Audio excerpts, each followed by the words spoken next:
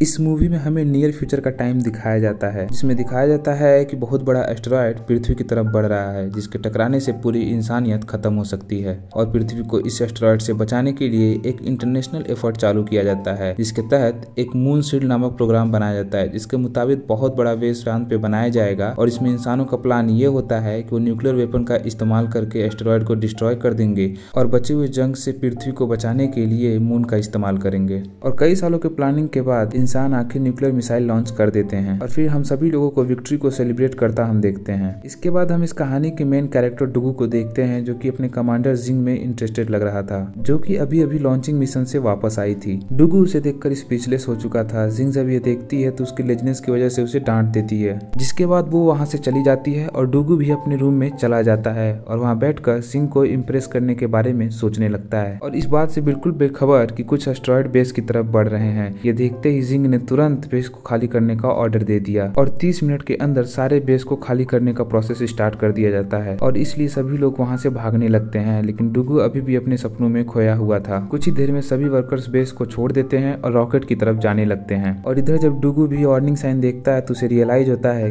कुछ तो गड़बड़ जरूर है। और जब वो सारी सिचुएशन देखता है तो तुरंत वहां से बाहर भागता है ताकि अपने साथियों तक वो पहुंच सके। तभी वो देखता है कि सारी रॉकेट लॉन्च हो चुकी हैं और सिर्फ एक ही रॉकेट बचा रहता है, जिसकी पायलट कैप्टन जिंग थी। डुगू जल्दी से उसकी तरफ जाने लगता है। वो गाड़ी को ड्रिफ्ट करते हुए और तेजी से भगाते हुए उसकी तरफ बढ़ता है। इसके बाद वो बहुत बड़ी चोटी के ऊपर से जंप करता है और हवा में उड़ने लगता है, लेकिन वो बदकिस्मती से उसे पार नहीं कर पाता है और दीवार के साथ टकरा जाता है। और दूसरी तरफ एस्टेरॉयड उनकी तरफ बहुत तेज बढ़ रहे थे, इसलिए सिंह भी अपना रॉकेट लॉन्च कर देती है। और डुगू जब सरफेस पे पहुंचता है तो वो देखता है कि सभी लोग उसे छोड़कर वहां से जा चुके थे। और जैसे ही सारे स्पेसशिप वहां से जाने लगते हैं तभी बहुत बड़े बड़े रॉक सरफेस पे गिरने लगते हैं। और डुगू जब ये देखता है तो फौरन से अपनी जान बचाने के लिए इधर उधर भागने लगता है और वो इन गिरते रॉक से बचने की कोशिश करता है जो हर तरफ तबाही मचा रहे थे। और तभी उसके सामने एक बहुत बड़ा रॉक गिरता है और वो उससे झटका खाकर दूर जाके गिरता है, लेकिन वो इस ब्लास्ट से बच जाता है। और तभी सामने उसे एक छोटा सा होल दिखता है जिसमें वो जाकर छुपने की कोशिश करता है, लेकिन तभी एक और पत्थर गिरता है जिसके शॉकवेव से वो दूर जाकर गिर जाता है और बेहोश हो जाता है। इसीलिए उसे पता नहीं था कि बहुत बड़ा एस्टेरॉयड मून सरफेस के ऊपर मौजूद था और अर्थ की तरफ बढ़ रहा था। थोड़ी देर बाद जब डुगू को होश आता है तो वो फौरन से खड़ा हो जाता है और उसके बाद वो अपने साथियों पे चिल्लाने लगता है क्योंकि वो उसे वहीं पे अकेला छोड़कर चले गए थे। लेकिन फिर उसे पता चलता है कि एक एस्टेरॉयड अर्थ को हिट करने वाला है। और थोड़ी देर बाद जब वो एस्टेरॉयड अर्थ से टकराता है तो बहुत बड़ा एक्सप्लोजन होता है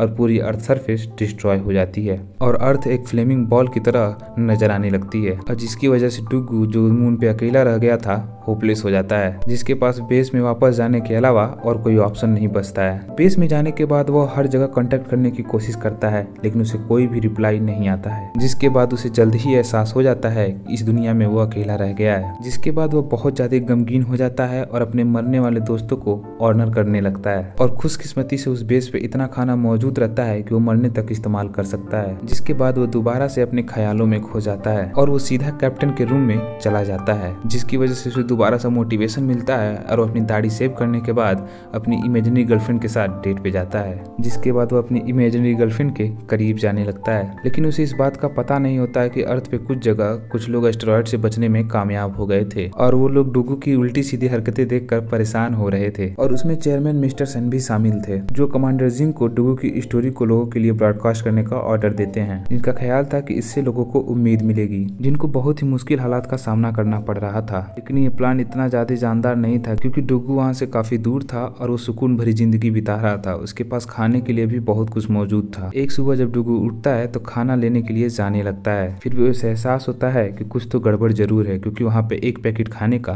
खुला रहता है। जिसके बाद वो स्टोरेज की तरफ आहिस्ता आहिस्ता जाने लगता है और वो जब स्टोरेज की तरफ पहुँचता है तो उसे वहाँ पे किसी की परछाई नजर आती है, जिसे देखकर डुगू बहुत खुश हो जाता है। उसके बाद डुगू उस लड़की के साथ फ्लर्ट करते हुए आगे बढ़ने लगता है, लेकिन जब वो उसके पास पहुँचता है तो उसे पता चलता है कि वो तो बस एक कंगारू था और वो कंगारू यकीनन वहाँ किसी इंसान को देखकर उतना ज्यादा खुश नहीं लग रहा था। उसे देखकर डुगू एक स्टिक उठाता है और कंगारू को डराने की कोशिश करने लगता है, लेकिन वो अपने प्लान में बिल्कुल कामयाब नहीं होता है। जिसके बाद कंगारू को गुस्सा आता है और वो डुगू से स्टिक लेकर उसे बड़ी आसानी से तोड़ देता है। इसके बाद वो कंगारू डुगू को इतना मारता है कि वो इमेजिनरी गर्लफ्रेंड भी उसे पहचान नहीं पाती। लेकिन डुगू हार मारने वालों में से नहीं था। वो एक न्यू प्लान बनाता है और कंगारू को कंट्रोल करने की कोशिश करने लगता है और इस तरह से वो कंगारू को ट्रिक करने में कामयाब हो जाता है। जब कंगारू को पता चलता है कि ये सब एक फेक था तो वो इतना गुस्सा होता है कि वो जोर से किक करता है और डुगू बहुत दूर जाकर गिरता है। बार बार कंगारू से हारने के बाद फिर भी डुगू उससे जंग रखने का प्रस्ताव रखता है, जिसके बाद वो एक अपनी मशीन गन बाहर निकालता है और कंगारू पे फायर करना शुरू कर देता है, जिसमें से बहुत सारी प्लास्टिक बाहर निकलती हैं और कंगारू को वहां से भागने में मजबूर कर देती हैं। और सिचुएशन उस समय बदल जाती है जब कंगारू वापस फाइट करने का फैसला करता है और डुगू को ऐसे ट्रैप करता है कि उसके पास भागने का कहीं ऑप्शन ही नहीं बचता है। जिसके बाद डुगू कंगारू को बहुत तेज स्लैप करता है। उसके बाद कंगारू डुगू को काउंटर अटैक करता है और उसे जोर से किक मारता है। उसके बाद डुगू वहां से उठता है और जल्दी से अपनी गन लोड करने लगता है और गुस्से में उस पर अटैक करने की कोशिश करता है, लेकिन उससे पहले ही कंगारू डुगू को स्लैप कर देता है और उसे पकड़कर मारने लगता है। जिसके बाद वो दोनों नीचे गिर जाते हैं। खुशकिस्मती से डुगू को कोई चोट नहीं आती है और वो धीरे धीरे उठने लगता है और वो देखकर हैरान हो जाता है कि कम्युनिकेशन डिवाइस अर्थ से सिग्नल रिसीव कर पा रही थी और उसे एक छोटी सी उम्मीद दिखती है कि शायद ह्यूमैनिटी उस इम्पैक्ट से सर्वाइव कर गई है। लेकिन उसे पता नहीं था कि यह सिग्नल कंगारू के तेज हिट करने की वजह से आया था, जो कि उनमें से कोई भी उसे बचाने के लिए नहीं आने वाला था और ना ही कोई स्पेसशिप भेजा जा सकता था। लेकिन डुगू काफी खुश था और इमोशनल हो चुका था। वो कंगारू को भी दिखाता है कि हम उस प्लेनेट पे वापस दोबारा जाने वाले हैं, लेकिन कंगारू फिर उसे एक बार स्लैप करता है और वो दूर जा गिरता है। अब डुगू को मून पे रहते हुए टोटल 200 दिन हो चुके थे और वो कैंगरू के साथ पीसफुली रहना सीख लिया था और उसने तो प्लान भी बना लिया था कि वो वहां से कैसे वापस पृथ्वी पे जा सकता है। वो वहां से कैंगरू के साथ बाहर निकल जाता है और कैंगरू को बताता है कि वहां पे एक अपोलो 18 का विमान मौजूद है। वो दोनों उस एयरक्राफ्ट के पास पहुंचते हैं और वो उसका इस्तेमाल करके पृथ्वी पे जाने का इरादा बनाते हैं और उसको दोबारा वर्किंग में लाने के लिए वो दोनों कड़ी मेहनत शुरू कर देते हैं। रिपेयर करते समय उसे एक बहुत बड़ी चीज का पता चलता है कि वो स्पेसशिप में केवल 20 पाउंड का वेट ही कैरी कर सकता है, इसलिए उन्हें स्टार्ट करने के लिए डिफरेंस सिस्टम की जरूरत थी। खुशकिस्मती से न्यूक्लियर वेपन का एक प्रोटोटाइप अभी भी मून पे मौजूद था, जिसे उन्हें रिट्रीव करना था ताकि जिससे वो फ्यूल हासिल कर सकें। इसके बाद वो दोनों वहां से बाहर आते हैं और मून पे मौजूद दूसरी रिसर्च बिल्डिंग के पास जाने लगते हैं। अर्थ पे बचे लोग डुगू के न्यूक्लियर वेपन वाले प्लान को देख पा रहे थे और वो ऐसा यकीनन होने नहीं दे सकते थे और तभी हमें पता चलता है कि डुगू की गाड़ी केवल सोलर एनर्जी से ही चल सकती थी और लूनर साइकिल के मुताबिक सूरज की एनर्जी सिर्फ 14 दिन तक ही चांद पे पहुंचती थी, जिससे वो गाड़ी केवल 6000 किलोमीटर ही चल सकती थी। लेकिन रिसर्च बिल्डिंग 8000 किलोमीटर दूर थी, जिसकी वजह से डुगू रास्ते में ही फंस सकता था और सर्दी की वजह से उसकी डेथ भी हो सकती थी। लेकिन कैप्टन सिंह का एक ख्याल था कि वो बिल्कुल मिसकैलकुलेशन कर रहे हैं, क्योंकि वो उस रास्ते के बिल्कुल अपोजिट जा रहा था और उसका प्लान जल्द ही सूरज की रोशनी तक पहुंचने का था। जैसा कि मून 16 किलोमीटर पर आवर की स्पीड से रोटेट करता है और उसे अपना मिशन कंप्लीट करने के लिए टोटल 41 डेज चाहिए थे।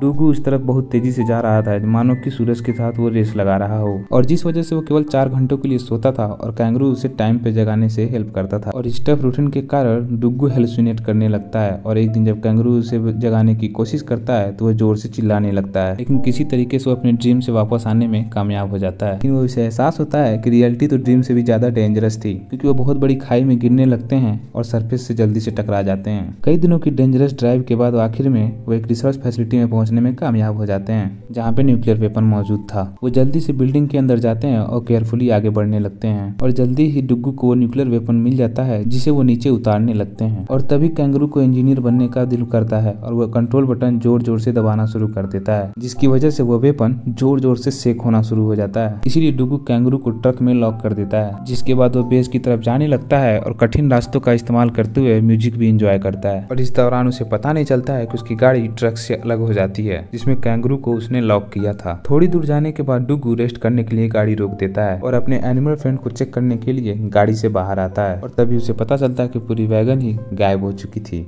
जिसकी वजह से वो एक डिफिकल्ट डिसीजन लेने में मजबूर हो जाता है, क्योंकि सनसेट की वजह से वो कैंगरू को लाने नहीं जा सकता था। इसलिए वो अपनी बेस की तरफ जाने लगता है, लेकिन वो अपने दोस्त को मरने के लिए भी नहीं छोड़ सकता था। इसीलिए वो अपनी गाड़ी को जोर से घुमाता है और अपनी जान की परवाह न करते हुए कैंगरू को बचाने के लिए उसकी तरफ जाने लगता है और आखिरकार उस तक पहुंच जाता है। और वो जैसे ही डोर ओपन करता है, कैंगरू उसके फौरन गले लग जाता है और उसे खोए हुए पपी की तरह प्यार करने लगता है। और जल्दी से वो बेस कैंप की तरफ अपना सफर स्टार्ट कर देते हैं और वो रास्ते में पूरी कोशिश करते हैं ताकि उन्हें नींद न आए। और टाइम टू टाइम सूरज उनसे दूर जा रहा था। कई दिनों के लगातार ड्राइविंग के बाद वो सूरज को खो देते हैं और सूरज की रोशनी के साथ साथ उसके सर्वाइवल के चांस भी खत्म होने लगते हैं। कैंगरू भी मायूस होकर डुगू की तरफ देखता है, क्योंकि उनकी लास्ट आवर की बैटरी भी पीछे रह गई थी और इसलिए डुगू एनर्जी सेव करने के लिए हीट को ऑफ कर देता है। वो जितनी मर्जी कोशिश कर रहा था, लेकिन वो फिजिक्स को हरा नहीं सकता था और इसलिए उनकी गाड़ी रास्ते में ही बंद हो जाती है और अभी भी वो अपनी बेस से 45 किलोमीटर दूर थे कि टैंक में सिर्फ 3 घंटों की ही ऑक्सीजन बाकी थी। जिसके बाद डुग्गू मायूस होकर अपनी गाड़ी से बाहर आ जाता है क्योंकि वो अपनी डेथ का वेट करने के अलावा कुछ भी नहीं कर सकता था। और वो इस बात से भी रिग्रेट करने लगता है कि जब उसके पास चांस था तो वो अपनी क्रश से बात नहीं कर सका। और वो जैसे ही अपने आप को कोसना बंद कर देता है तो उसे एक इम्पोर्टेंट चीज याद आती है और वो कैंगरू की तरफ देखने लगता है जो कि मिरर की रिफ्लेक्शन की तरफ अट्रैक्ट हो रहा था, जिसे देखकर उसे एक आइडिया आता है और वो अपने गाड़ी के डोर्स तोड़ देता है और उसके लगे टूल्स को मॉडिफाई करने लगता है, जिससे वो एक स्लेड बनाता है और उसे कैंगरू से बांध देता है और अपनी लाइट बीम का फोकस अपने कैंगरू के सामने कर देता है, जिसकी वजह से कैंगरू जल्दी से आगे बढ़ने लगता है और डुग्गू सरफेस पे स्लाइड करने लगता है और वो जल्दी से बेस कैंप की तरफ बढ़ने लगते हैं। तभी अचानक उनके सामने बहुत बड़ी खाई आ जाती है, लेकिन डुग्गू कैंगरू को बगैर किसी डर के जंप करने का कहता है। दोनों हवा में उड़ने लगते हैं और बीच हवा में ही डुग्गू अपने गैस टैंक को खोल देता है जो सुपर हीरो की तरह उस खाई को क्रॉस कर लेते हैं। डुग्गू न्यूक्लियर वेपन को इस बेस पे लाने में कामयाब हो जाता है और अपनी विक्ट्री को सेलिब्रेट करने लगता है और इस बात से अनजान रहता है कि दूसरा एस्टेरॉयड उनकी तरफ बढ़ रहा था। दूसरी तरफ जब डुग्गू रॉकेट को मॉडिफाई करने का प्लान बना रहा होता है तभी वो नोटिस करता है कि सिग्नल दोबारा से स्टेशन पे सेंड हो चुका था। वो काफी ज्यादा खुश हो जाता है, लेकिन फिर वो कैंगरू को तार के साथ खेलते हुए देखता है तो उसे पता चलता है कि पहले वाले सिग्नल भी इस सिग्नल की तरफ फेक थे, जिसकी वजह से वो काफी सैड हो जाता है क्योंकि उसे लगने लगा था कि वो इस दुनिया में वो अकेला इंसान बचा हुआ है।